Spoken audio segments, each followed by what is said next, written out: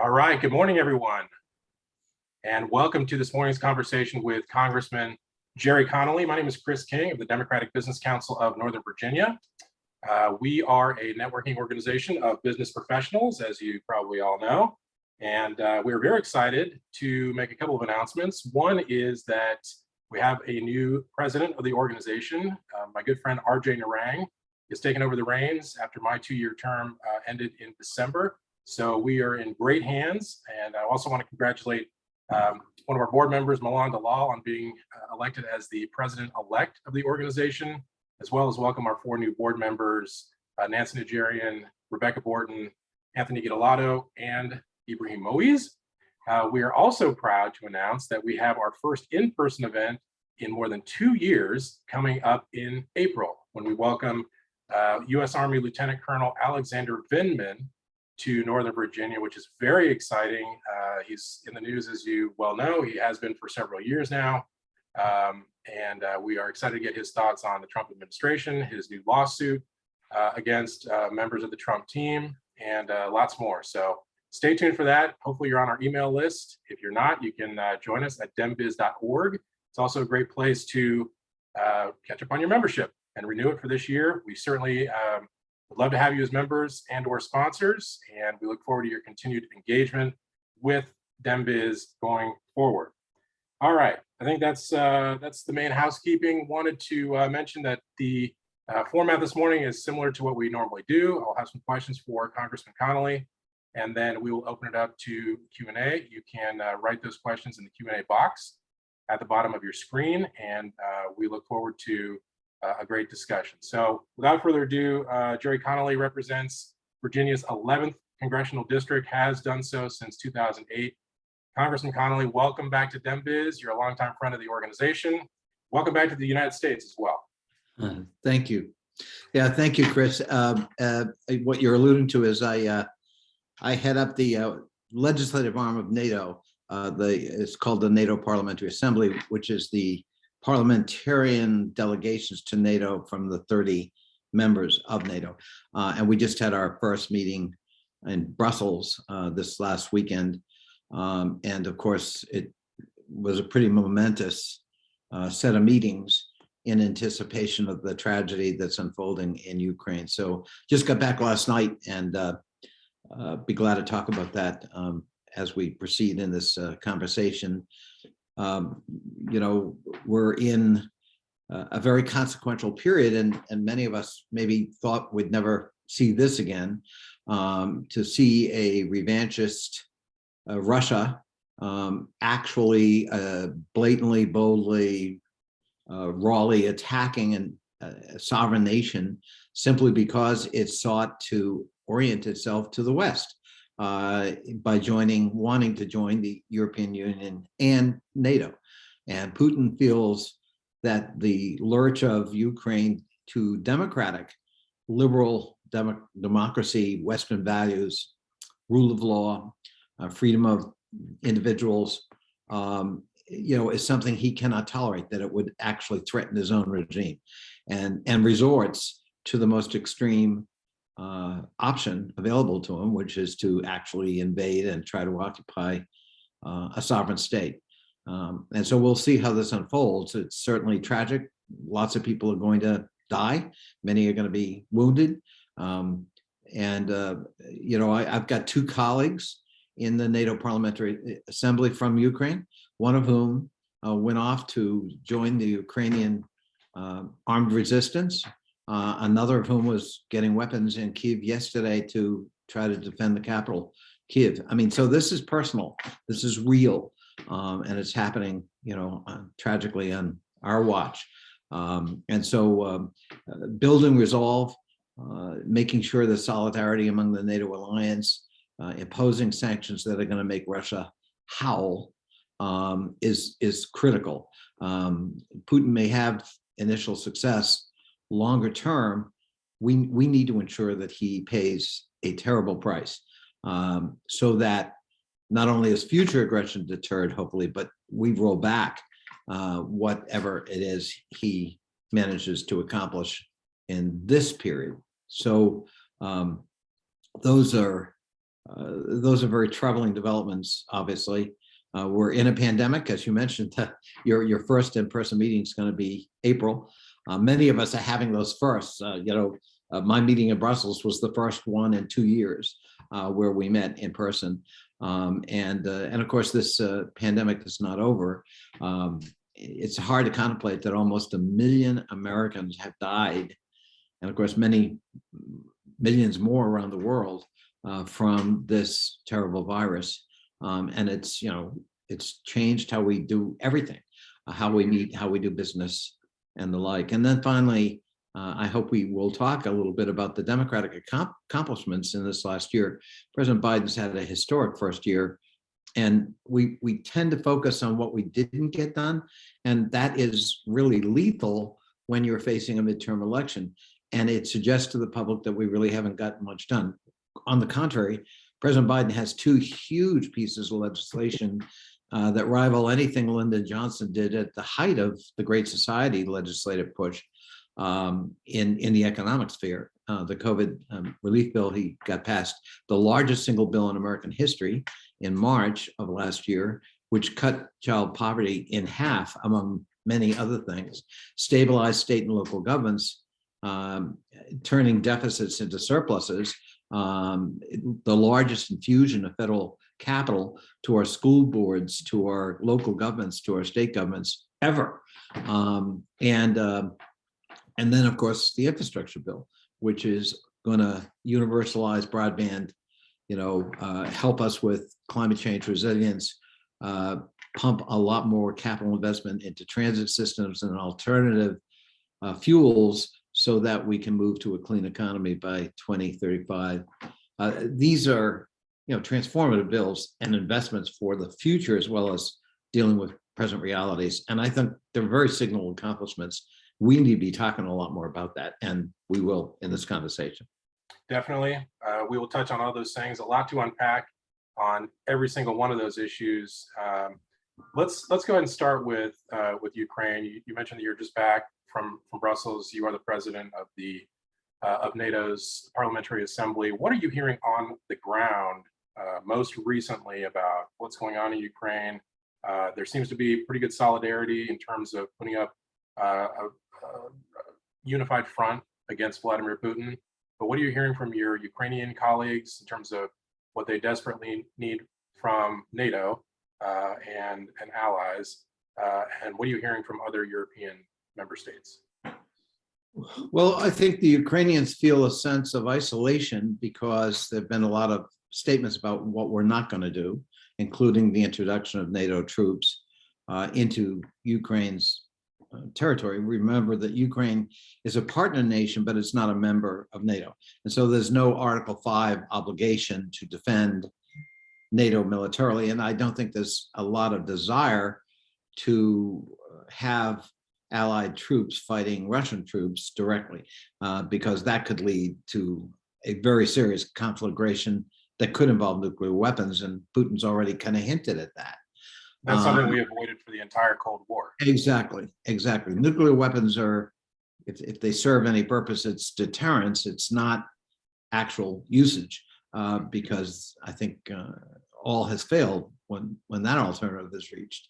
And so making sure we don't put ourselves in that position is critical.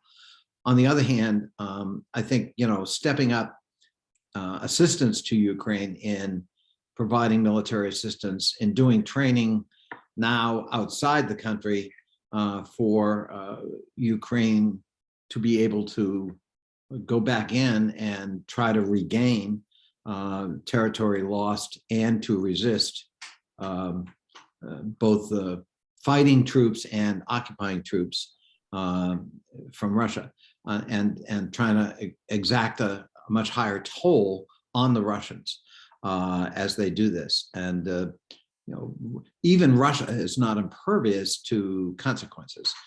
So there are military consequences on the ground that we've got to focus on, but there are also, and this is the other thing clearly Ukrainians want to see, which is a vigorous sanctions regime that makes Russia howl.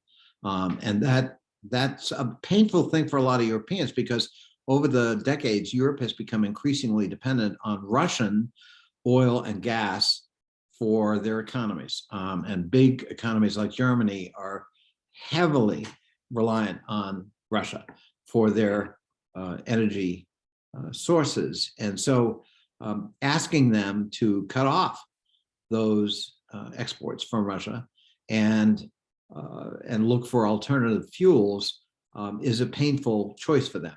And what I am proud of is that Putin has singularly contributed to Allied solidarity in that regard. So a few years ago, I think we would have been split and debating this, and a lot of our European allies saying, let's not rush into sanctions, and we got to be careful, and let's pursue peaceful negotiations and so forth. Once diplomacy ended, and once people could see that Putin really is this monomaniacal thug who has aggressive intentions with respect to his neighborhood, even if that encroaches on or ignores the sovereignty of neighboring states. I think that has really concentrated the mind of all allies, and I think there's unanimity among us that we have to impose a sanctions regime that raises that cost for Putin and that will be experienced by the Russian people so that they understand that his reckless, aggressive behavior has consequences for them and their daily lives as well. So how did sanctions play out? Well, actually, first, let me touch on what you mentioned in terms of energy. It seems like there are a couple of third rails, if you will, in this process that we haven't quite gone to yet. One is sanctioning energy for reasons that you mentioned in Europe, but also domestically, it would be tough for President Biden to absorb higher energy prices. That would be tough for the American people to stomach. And then also sanctioning Putin himself, which my understanding is something that is a card that is yet to be played. Who knows if it would do any good anyway, because he's got so much money and it's so well hidden. But wanted to get your take on, if you can move that up the court just a little bit. Sanctions are levied. How long does it take for the pain to be felt? And how is it felt by Putin? And how soon will it be felt by people who can actually exert pressure on him? Yeah, one way of thinking of sanctions in this case is to put them in two broad categories. One is kind of personal and individual. And to my surprise, while I was in Brussels, the Eastern Europeans, including Ukrainians, really emphasize that if you sanction the oligarchs around Putin, they're going to howl. They're not going to like that because they have apartments in London. They have yachts in the Caribbean. They have little vacation escape pods all over the world. And if they can't access that, they're paying a personal price that's going to get them very agitated, and they're going to feel directly and personally for themselves and their families the consequences of Putin's reckless behavior. And so I had a renewed sense of the efficacy of those kinds of sanctions, and we need to pursue those and do that right away. Those sanctions can be felt immediately. The other sanctions, I think you're quite right to allude to the fact that they take time, and we're going to have to be patient here. It's not like there's an overnight solution. This has been building for a long time. Remember, Putin, occupied parts of, for example, Georgia back in 2008. That was 14 years ago. He invaded, occupied, and annexed illegally Crimea in 2014. That was 8 years ago. So this has been building up, and sanctions have been, gradually moving up along with those actions.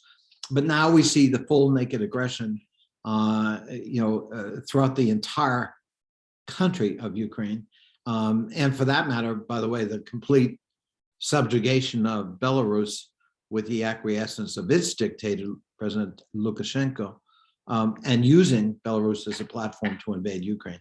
So we have to look at sector sanctions, each one of which has its own regime and complexities. So there's going to have to be a financial banking set of sanctions. which could really hurt Russia. I mean, Russia's not the Russia of, say, 1968 when it invaded and reoccupied Czechoslovakia in the Prague Spring of 1968. Russia's economy today is very integrated with the West, right? So banking credits, free flow of trade and investment dollars, really important to the Russian economy. It's got a stock market that's publicly traded. Its ruble is publicly traded as currency. All of that can be affected with strong, vigorous economic sanctions, and needs to be. And I think part of the goal, for example, in the banking sector, is to basically make it impossible for Russia to make international transactions, so that its currency is kind of worthless, and that its credit is no good, and it can't access credit for investments in its energy sector, for example, because the two are very related. To have oil fields that are developed, to have gas pipelines that are built and financed, all of that requires Western financing and investment. And if we cut that off, it's going to be very hard for Russia to continue to participate in the modern economy. And I think that's got to be the game plan. And you've got to do both. You can't just pick one sector. It's got to be across the board. It's got to be comprehensive. And you've got to get full compliance, which is never easy. But a bit of a model is Iran. Sanctions in Iran really have, over the years, made a huge dent. In fact, just the threat of sanctions had a chilling effect on would-be investors and bankers with respect to the Iranian economy, because they were worried they would be sanctioned secondarily if they were found to be making investments. And it just created such a chill that it was not worth the risk. And that's what we've got to do in a bigger way with Russia right now. So what do you think? Clearly, Putin had to anticipate this. He had to anticipate this type of response, especially since we took troops on the ground off the table. So what's his math, do you think? He takes Ukraine or parts of Ukraine, might have ambitions beyond Ukraine, which we can talk about also, but knows he's going to suffer economically, knows the banking sector is going to get hit, knows his friends are going to get hit. How does, on a net basis, does he come out ahead on this or not? Yeah, let's first of all stipulate that even Vladimir Putin can miscalculate. So he's not some omniscient being who has thought through, the next 10 or 15 chess moves. He may have thought through the next 2 or 3, and he may be wrong. But I think his gross calculation is Ukraine is so, in his mind, is so sacred and so integral to ancient Rus and to Russian culture and to a greater Russian sphere of influence, that securing it in his sphere and preventing it from moving west the way most Ukrainians want to go is worth the price that, you're right, he's calculated or thinks he's calculated in terms of the Western reaction.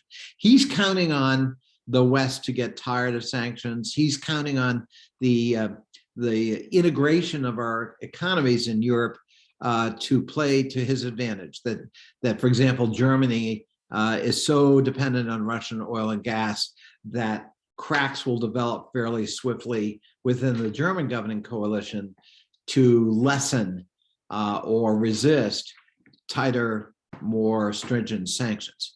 And he's seen that in the past. European cohesion over anything, political solidarity that is unwavering, and a wall that just is, insurmountable and lasts forever.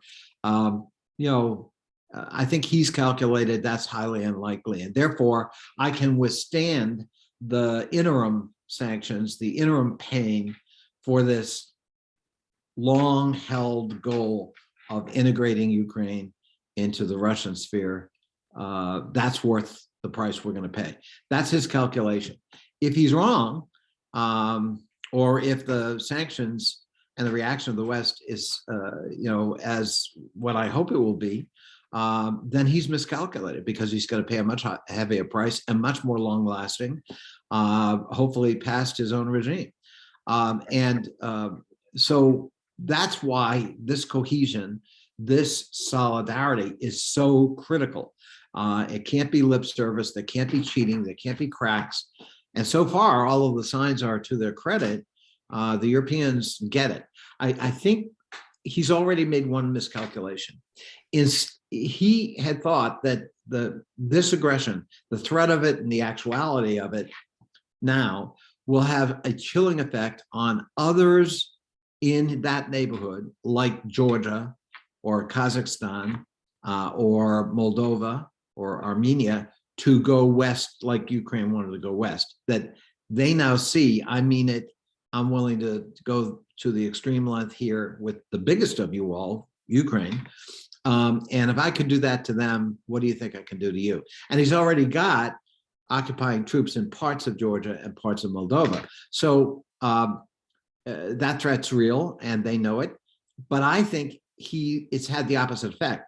I met with the Georgian delegation, for example, a day ago. Their resolve to move west to be integrated into the EU and NATO is now stronger than ever because they can see what the threat is no longer a low-level threat or an abstract threat. It's very real. And so he's managed to unite a fractured NATO, and he's managed to intimidate and frighten former Soviet satellite nations into wanting to be integrated with the West rather than acquiesce to his intimidation and aggression. So, and I also think the third, miscalculation could very well be with his own people. We saw some demonstrations throughout Russia yesterday protesting this war. Once there were body bags coming back to Russian families, and once the economic consequences of sanctions take hold in the quality of life, and you got to remember, Russians are used to a higher standard of living than in the Soviet era, for example. They're used to being able to travel, and they're used to having some access, to Western media and other opinions. What will be the consequences for him and the regime when all of that sets in on the Russian people? We don't know that yet, but he could have miscalculated that too. We'll see.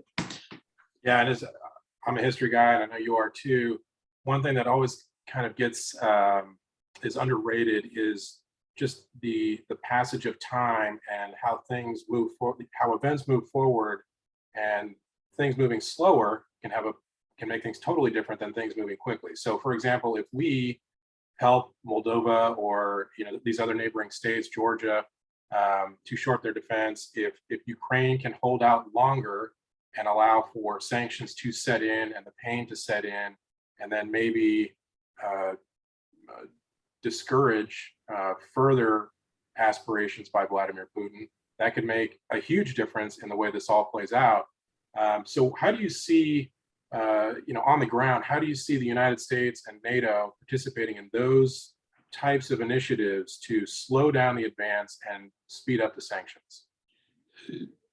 I think we have to really make a long-term investment in the training and equipping of Ukrainian resistance to exact a military toll on the ground of Russian aggression and occupation.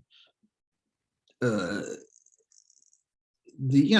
going to see what is the resolve of the Ukrainian people to defend their own country and to resist, and if necessary, to resist long term. Russia is a very repressive regime. It's got tools for repression, for taking out political dissent and opposition. We've seen Putin resort to the assassination or attempted assassination of critics, Russian critics, on foreign soil, including in London. As we speak, Alexei Navalny is somewhere in Siberia doing hard time because he dared to call out Putin and the oligarchy around him for their kleptocracy, and their high living at the expense of the average Russian, and he's paying a price for that. So it's a ruthless regime prepared to do what is necessary. We saw press reports coming from apparently Western intelligence that the Russians, in advance of this invasion, had actually lists of intellectuals, artists, political leaders who were going to be targeted for elimination. I mean, that's kind of chilling. So before we get into military activity, let's draw up a list of key actors and players in the country who need to be eliminated. So they're clearly prepared to do what it takes.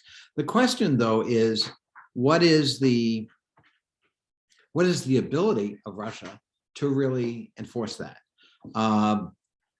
They marshaled, before the invasion actually began, about 70–75% of their entire conventional force on the borders of Ukraine. So now you're gonna occupy a country of 41 million people, the largest geographically. If you include Ukraine into, say, Western Europe, it would be the largest country in Western Europe, bigger than Germany, bigger than France.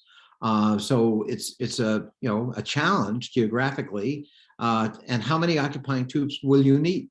And how many losses are you prepared to sustain with hit and run activities by resistors to get you out of their town or their village or that region? And by the way, while you're at it, remember that just a few months ago, he had to throw in several thousand Russian troops to try to quell protests in Kazakhstan, which is an even bigger country than Ukraine. He's virtually occupying Belarus now. He's got troops in parts of Moldova and parts of Georgia. He's got troops between in Nagorno-Karabakh, between Azerbaijan and Armenia. I believe he risks being overextended with the military he's got. So they're a capable military. He's done a good job in reconstituting Russian capability that was really kind of on its knees, say a decade or so ago. But it's not it's not an all-powerful military, and there are going to be limits and limitations, and there's going to be resistance. So, short term, he can make dramatic gains that look like they really are capable in big ways. But longer term, what is it he can sustain? And I'm in the camp that thinks time is our friend and ally, actually, not his. Okay, that's good. Last question for me on this topic, and then I'll get to some questions that are rolling in from folks who are tuning in. What do you believe Vladimir Putin is capable of? I mean, truly, if this really comes to a head, is he completely off the rails? Can he be pushed off the rails? What do you think? I don't think Vladimir Putin is crazy. I don't believe we're dealing with a deranged dictator who has no limits, and that makes him horribly lethal and willing to not only think but engage in the unthinkable.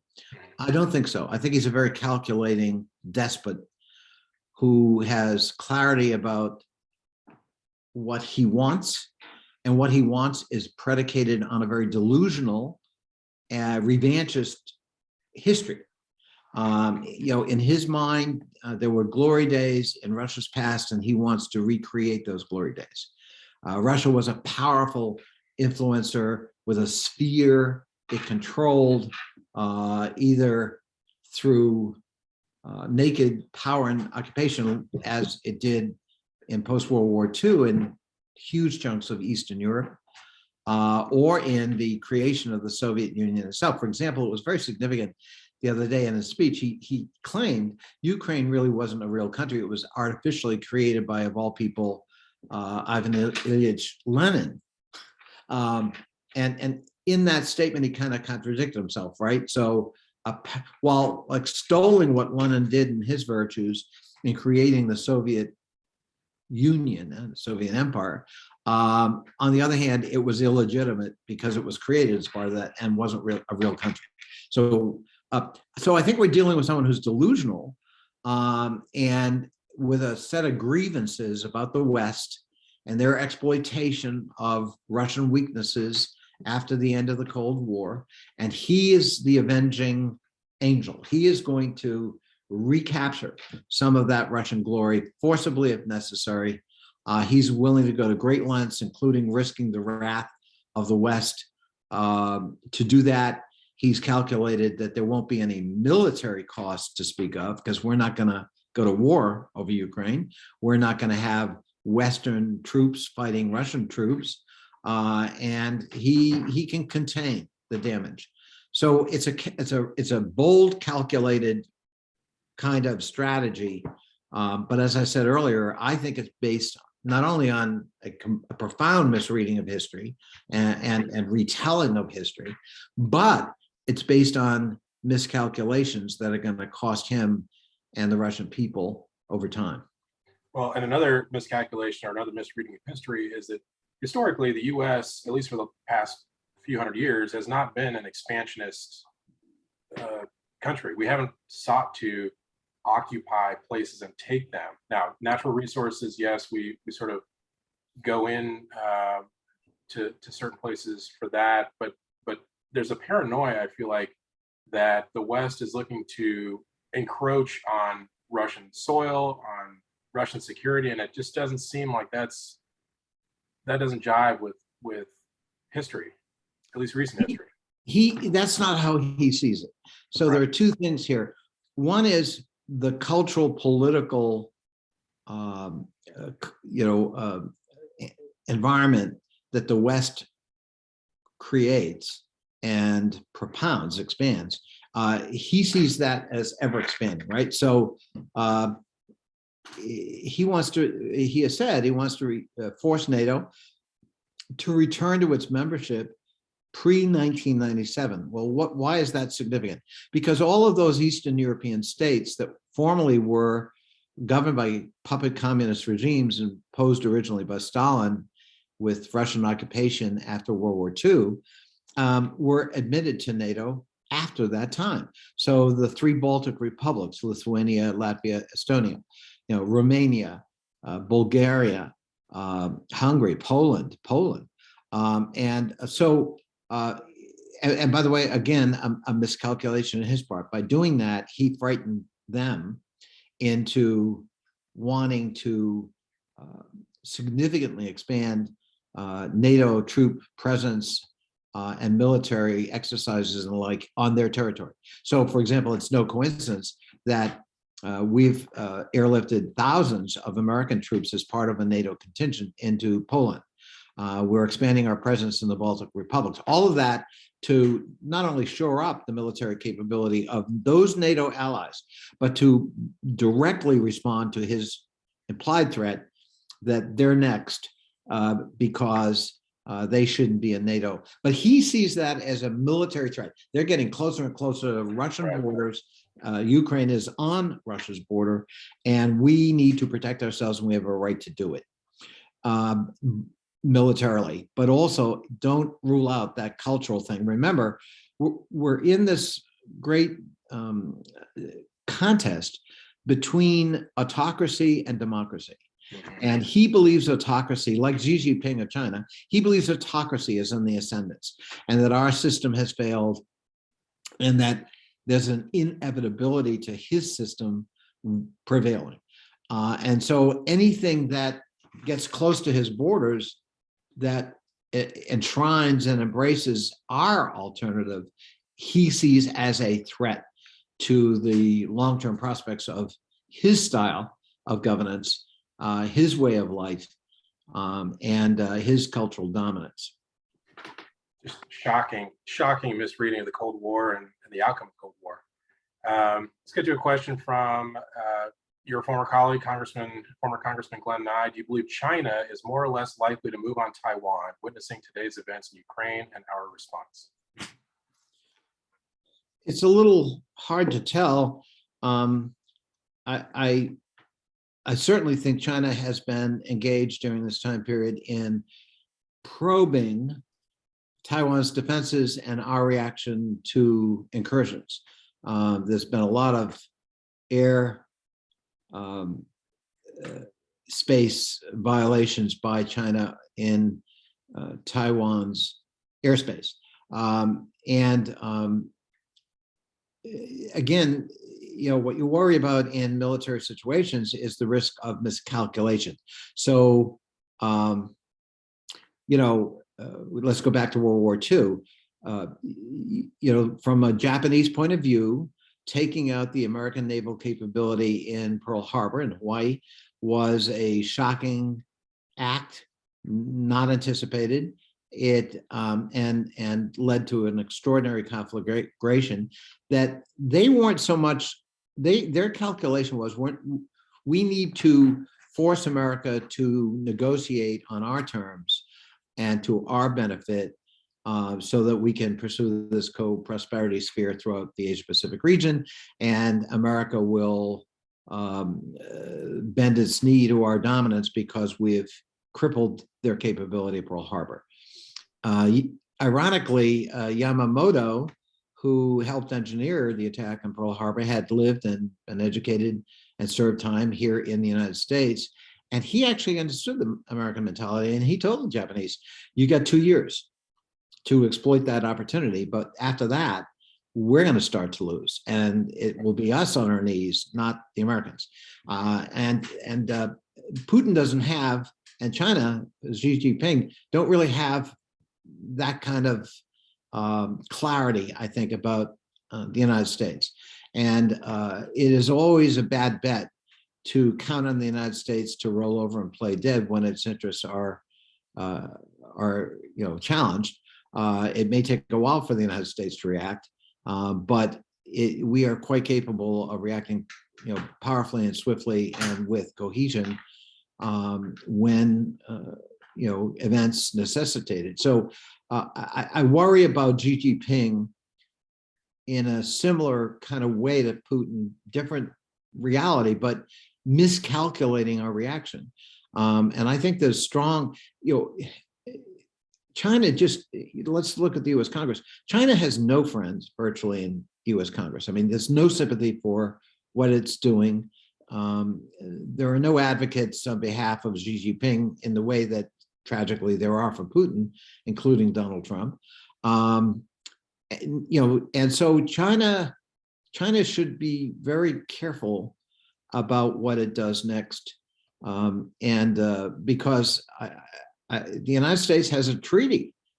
We don't have a treaty with Ukraine. We do have a treaty or an agreement with Taiwan, the Taiwan Relations Act. It's not really a treaty, it's a statute, right? But by law, we are committed to its defense. And I can tell you that there's strong feeling in the Congress that that needs to be bolstered and that needs to be adhered to. And so there is a risk, no question, that Xi Jinping decides this is a perfect moment to make a move in Taiwan, and the West will not like it, and they'll scream, and there'll be some consequences. But we're so big and we're so powerful that we can withstand that much better than Putin. I mean, Putin's whole economy is pretty much, an energy-driven economy. Right. China is this huge, second largest economy, soon to be the first.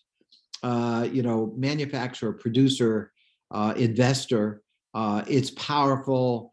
Our economies are intimately linked with it. And we saw that during the pandemic, right? All of us were a little surprised, weren't we, to learn that, for example, PPE supply chains were 85% dependent on China, where the pandemic began.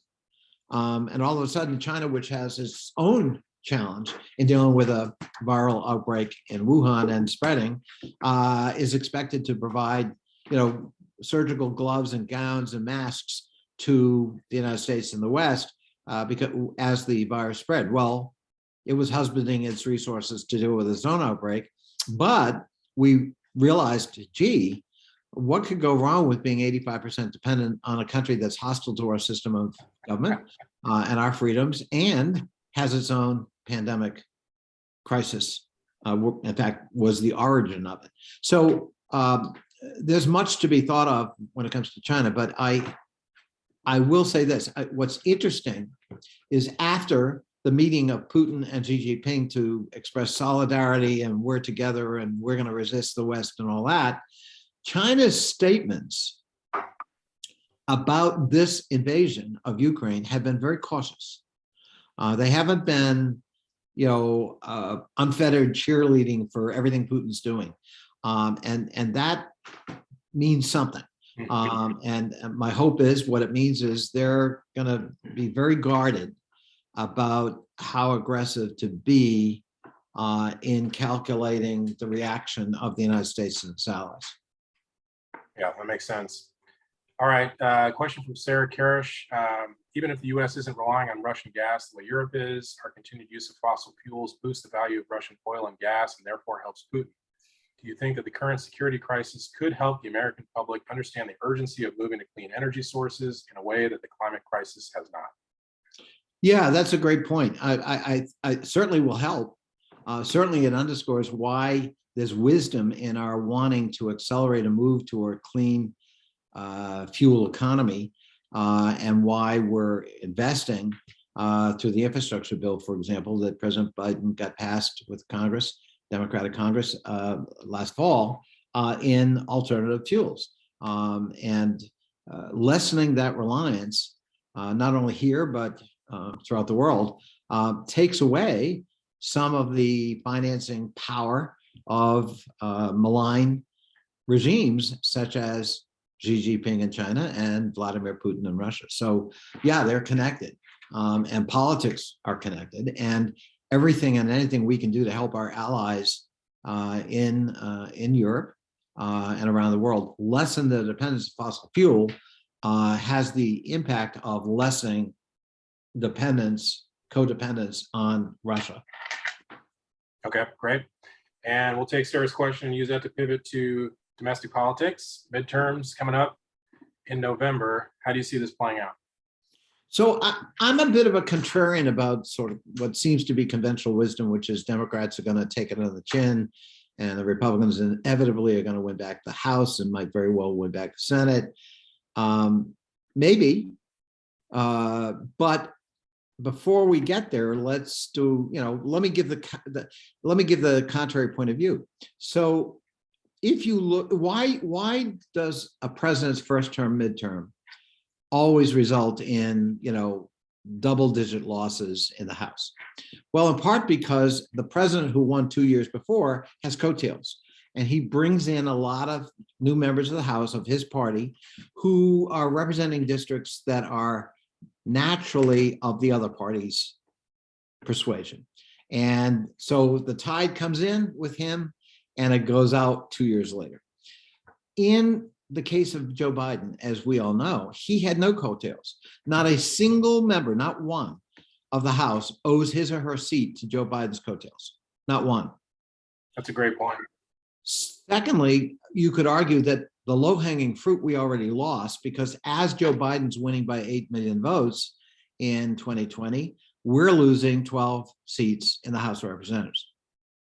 So they already picked off some of our vulnerable seats that we had won in the previous midterm under Trump in Republican territory.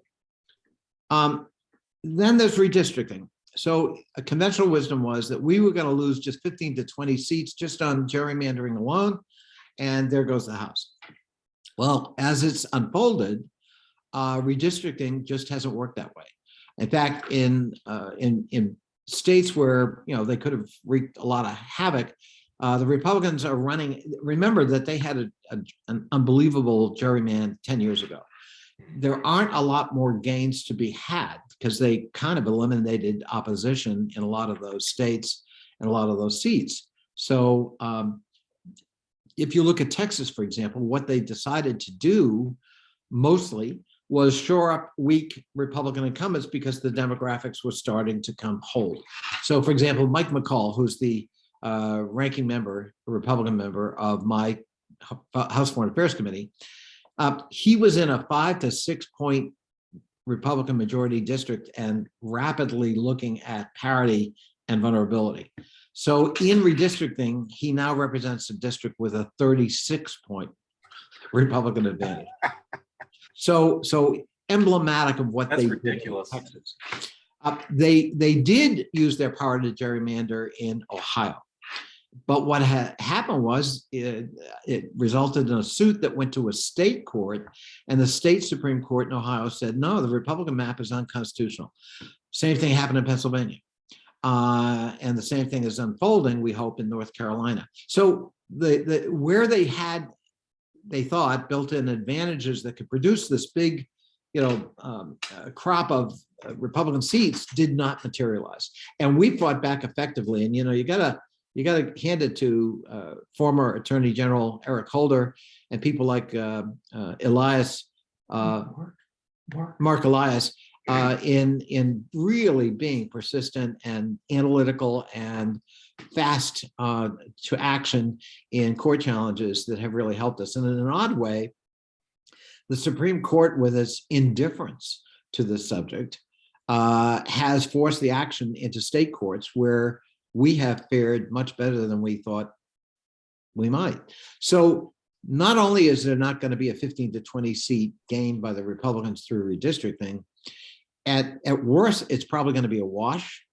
At best, we might actually come out net ahead a few seats.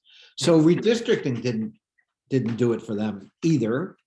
And then we'll see, events. Lincoln once said, I freely profess not to control events control me. And I'm pushed along by, things I don't control. So although we start, with president's favorability rating low, and that if that stays low by October, we're going to get hurt.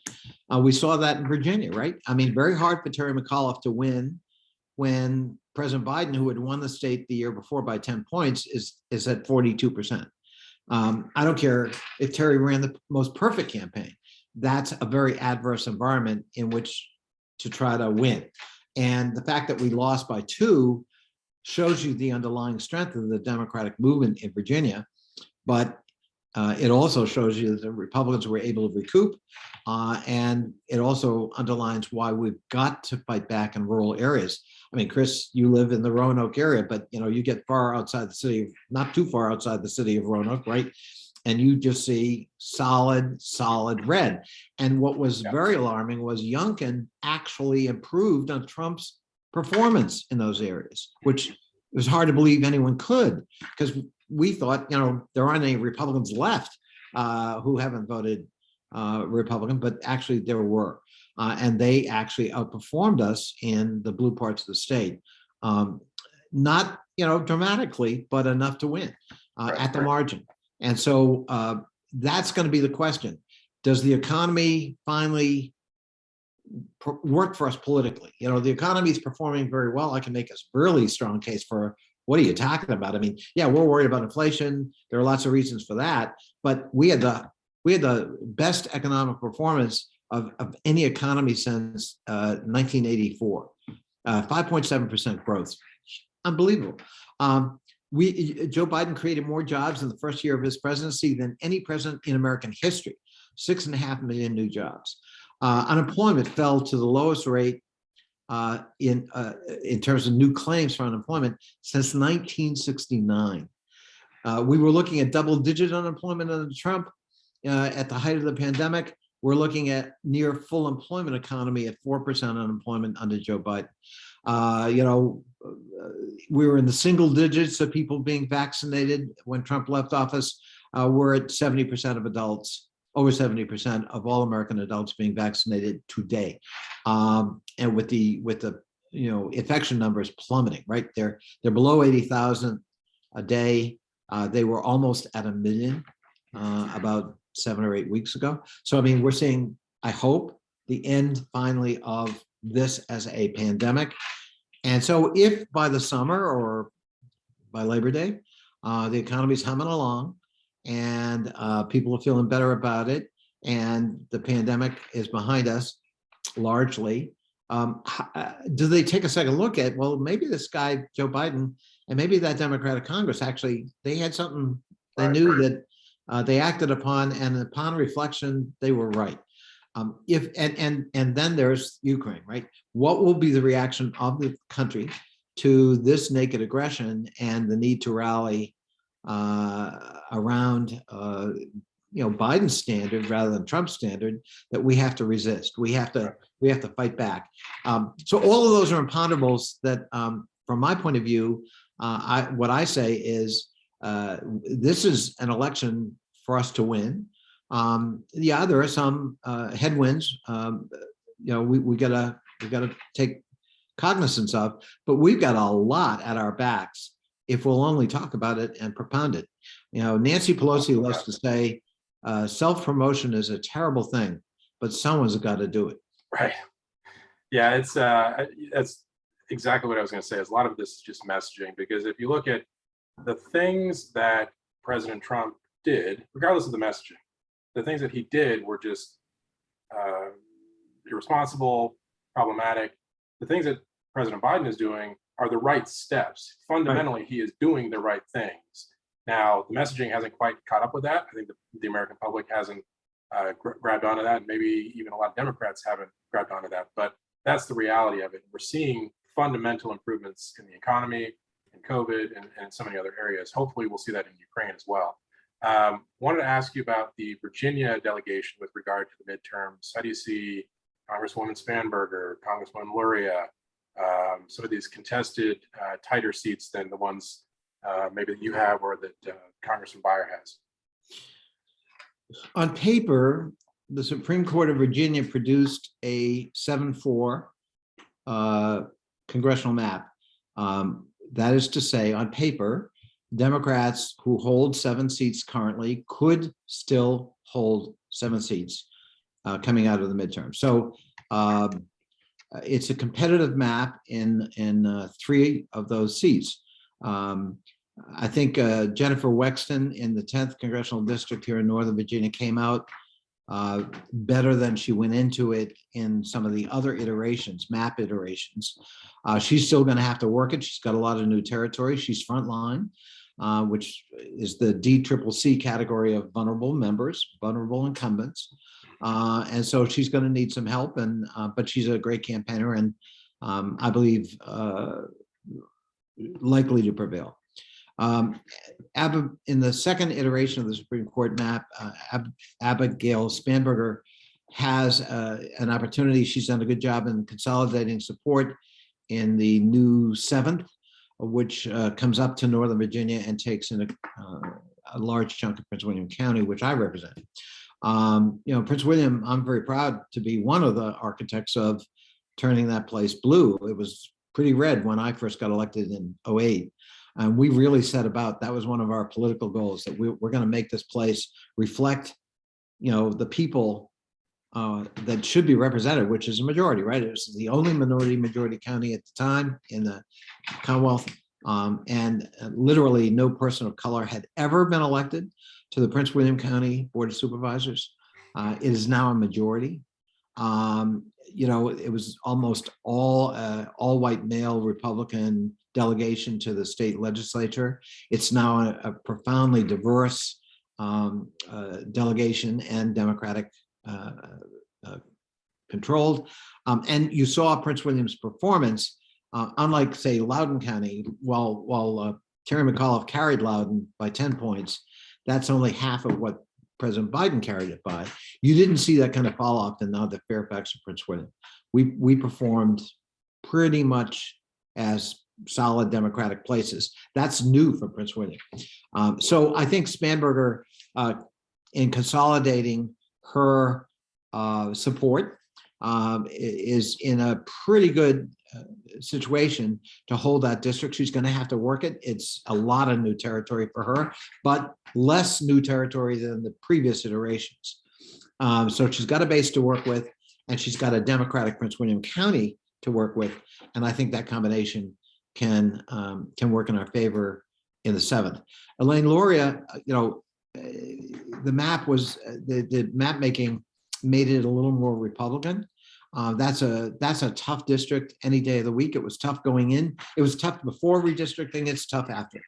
But I think Elaine's got a great profile for that district. Her military background will serve her well. She's articulate. She knows what she's doing. She's an aggressive campaigner and fundraiser. That's one of those districts that in a good year we hold it, and in a bad year we can lose it. And we, per your previous question, which year will that be for us? Are we going to turn the corner and see the public realize they're lucky to have Joe Biden in the White House? Because remember who we could have had, and how awful all that was. And oh, by the way, upon reflection, we're actually doing a lot and have really saved the country from the worst of this pandemic, and economically put it in the path of real growth. And I'm benefiting from that. And pass some landmark legislation along the way. Yeah. So will Elaine benefit from that or be hurt by that? Remains to be seen. If President Biden's numbers do not improve, however, in Virginia, if she faces the same favorable unfavorable ratio that, say, Terry McAuliffe faced in November, that's going to be a hard seat to hold. But if anyone can do it, it's Elaine Lurie. All right. We're coming up on 10 o'clock. I know we've just got a couple minutes and I want to let you go on time. So I'm going to condense some of these questions into a lightning round, if that's all right. Hopefully one word answers or one number answers. So we'll start with Lauren Hershey's question. What prospects, let's do this as a percentage. What prospects for Sweden and Finland to seek admission to NATO? I have spent some time talking to the Swedes, I think everything is in place if they want to join NATO. I mean, they're a natural partner and ally at this point. I'm not speaking for Sweden. That's up to them to decide what to do. But I think, particularly after this naked Russian aggression, I think Sweden and the Swedes are likely to re-examine their official neutrality and consider joining NATO. And the Finns have already indicated they might do the same. So another miscalculation by Putin. Instead of rolling back NATO, he's actually making it others wanting to consider membership. Okay. Let's say at President Trump's political peak, he, on a scale of 1 to 10, he controlled the Republican Party at a number 10. What do you think his control of the party is right now? I think one of the dynamics that's at work that hasn't quite gotten the appreciation in the punditry press is that actually he's kind of fighting to maintain that influence and control. He didn't have to fight to do that at all, right? He just had to go on Twitter and everyone collapsed. He's got outright resistance at pretty high levels here and there. So even there was a story today about a Republican primary in Texas, where there's just an extreme Trump Republican candidate. And interestingly, Kevin McCarthy, who's certainly an acolyte of Trump, is supporting the other candidate because he's worried about the real radical joining the Marjorie Taylor Greens and so forth in the Republican caucus. So even where you get people who are avowedly pro-Trump, you're finding pockets of resistance to particular candidacies all around the country, and Trump having to try to fight for his influence and his candidate. So, my guess is, this isn't going to fade overnight, but I do think we are witnessing some erosion in Trump's influence directly and indirectly in the Republican Party and on Republican candidates. And final thing, we'll see how it plays out, but I do think his comments, as people are dying, as cities are being bombed, as Ukraine's fighting for its independence and democracy, for Donald Trump to praise the brilliance of Vladimir Putin, I think is a shocking thing, even in Republican ranks. And you have seen that Republicans haven't bought that, at least in the Congress or nationwide. They're condemning the Russian invasion. And I think that could create a wedge and an isolating dynamic for Trump that has yet to play out, but that's worth watching. Well, and I don't want to be too grandiose about this, but I think in the scope of American history, we'll look back at Twitter and Facebook suspending Donald Trump's accounts as one of the biggest public relations, even political things, probably in the last 50 years, because if he has that megaphone, it's a totally different ballgame, I feel like. Yep. Next question. Senator James Inhofe announced he's retiring. First of all, the climate breathed a sigh of relief. Who's going to throw snowballs in the Senate chamber now? I think there's no dearth of people willing to get in that line, unfortunately. But yeah, that's going to trigger a special election in back home in Oklahoma. Inhofe's an interesting character because there's a side of him that has actually worked with Democrats pragmatically, and then there's that sort of believer side of him that is into climate denial, and he's acted on that set of disbeliefs. So we may celebrate his departure, but you always got to worry what replaces it. Right. And I can tell you a special election in Oklahoma is not something that is reassuring to me. Right. Okay. Fair point. All right. Last question is, let's just end on something a little lighter. How about that? What do we got going on for St. Paddy's Day this year? Thank you. We are 20 days from the holiest day of the year, St. Patrick's Day for us Irish. I'm having my annual fete. I'd love to have as much support from the Democratic Biz Council as possible. If you haven't signed up to contribute and support us, please do so. I think on the chat, there's a link for how you can do that. This is the most important event of the year I do. We're going to do the fete virtually because we're worried about 1,000 people gathering. Well, and even if it's the tail end of the pandemic, we don't want to put people at risk. And so reluctantly, we're doing it virtually. Last year, we had 700 people on the Zoom. We're hoping to do it even better this year. But we do need your support. I'm a pragmatic progressive. I've always been supportive of a relationship with the business community because we need the business community as partners, and businesses create jobs.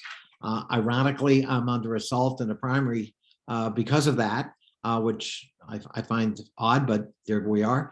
So having your support really matters, especially right now. So I hope you'll all participate in what for us is the holiest day of the year, and we'll have some fun. And we're doing a really creative kind of Zoom. There'll be games and awards and all kinds of other things. So I think you'll have fun, and you can do it in your PJs if you want from home, but please do it.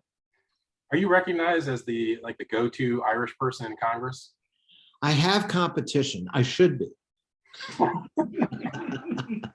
But I am a prominent member of the Friends of Ireland caucus. We have a lot of meetings on Irish issues, especially the impact of Brexit on the whole question of Northern Ireland and its relationship with the Republic of Ireland. And that's a labor of love for me. All right. Well, Congressman Gerry Connolly, as always, it's fantastic to have you. Thank you so much for your time and your insights. It's tremendously helpful to have somebody who is in the room on these issues, both here at home and also in Brussels, and working with the NATO Parliamentary Assembly as the president, El Presidente. And we look forward to having you back with our in-person events soon. As I mentioned, Alexander Vindman is going to be joining us in person for our first in-person event in more than 2 years on April 29th. And let me just say, I know I've spent time with him in the impeachment process. This is a man of great courage and Ukrainian, but adopted America as his own, and he's the very best in military courage. His willingness to speak out, knowing it was going to cost him. This is an American hero, and I'm so glad he's going to be a speaker, your guest at your first in-person event. Well, I can't wait. It's going to be fantastic, and he's a great way to start getting back together slowly but surely toward normalcy. All right, everybody, thank you for joining us so much. Congressman Connolly, have a great weekend, and we'll talk to you again soon. Thank you, Chris.